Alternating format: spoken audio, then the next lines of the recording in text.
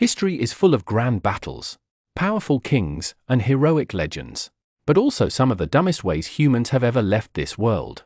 Today, we're looking at real people, famous people, who died in ways so weird. You would swear I made them up. But no.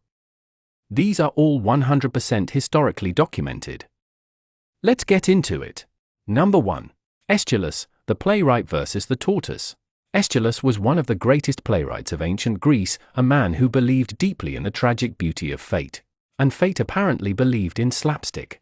According to historical accounts, he was walking outdoors when an eagle mistook his bald head for a rock and dropped a tortoise on it to crack the shell.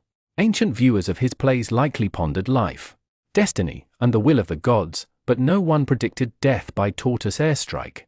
To be fair, if your ending has to be theatrical, this one is brutally symbolic. Aeschylus spent his life writing tragedies, and then the universe wrote one about him.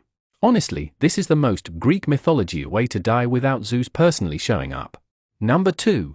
Chrysippus, the philosopher who laughed to death. Chrysippus was a well-respected Greek philosopher whose work explored logic, ethics, and reason. And then one day, reason took the day off. The story goes that he saw a donkey eating figs, found this hilarious, and after telling a joke about giving the donkey wine to wash them down, he laughed so hard he died. Imagine being such a good comedian to yourself that you literally go out with your own punchline. His students probably had to write eulogies like, "He died doing what he loved, I guess." To his credit, if laughter truly is the best medicine, Chrysippus just overdosed. The donkey was unavailable for comment but is believed to have had zero regrets. Number 3. Sigurd the Mighty, taken out by enemy teeth. Sigurd the Mighty was a fierce Viking earl, feared in battle, respected by warriors, and absolutely undefeated until bacteria got involved. After defeating an enemy chieftain, he tied the man's severed head to his saddle, perhaps as a victory display, perhaps because coat racks weren't a thing yet. But during the ride, the head's teeth grazed his leg and caused an infection that eventually killed him. A true Viking warrior, lost not to swords, arrows, or armies, but to dental aftercare negligence. If he had flossed, maybe he'd still be here. Not his teeth, the other guys. Number 4. King Henry I, death by eels. King Henry I of England was a stately ruler with armies, wealth, and political power, but absolutely no self-control when it came to lamprey eels. His doctors told him they were terrible for his health. The king said, "Yeah, we're not doing that." He ate so many in one sitting that it caused a fatal digestive illness.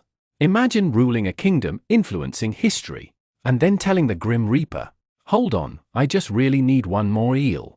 Modern translation, he died because someone needed to take his DoorDash away. Number 5.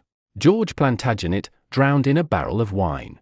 George Plantagenet, Duke of Clarence, was accused of treason, not great. But when offered a choice in how he would die, he chose to be drowned in a barrel of sweet wine. Truly, a man dedicated to his aesthetic. It's unclear whether this was dramatic flair, coping, or the medieval version of "if I'm going out, I'm going out my way." But undeniably, he achieved the rare accomplishment of being both problem and party at the same time. He didn't just drink alcohol, alcohol drank him. Number 6. Tycho Brahe, refused to pee. Tycho Brahe, the legendary astronomer, mapped the stars and reshaped our understanding of the heavens. Unfortunately, he also attended fancy dinners where he believed leaving the table to use the restroom was extremely rude. So he held it for so long that it caused fatal complications. Tycho died because he refused to be impolite. That's commitment, or stubbornness, or both. His legacy was the cosmos. His downfall was etiquette. He literally died of table manners. Emily Post would be so proud. Number 7. Clement Vallandigham, lawyer who proved his point too well. Clement Vallandigham was defending a man accused of murder. His argument was that the victim shot himself accidentally. To prove this, he demonstrated the scenario using an actual gun, which then went off accidentally, proving his point perfectly. The jury acquitted his client because the lawyer's death literally recreated the defense argument.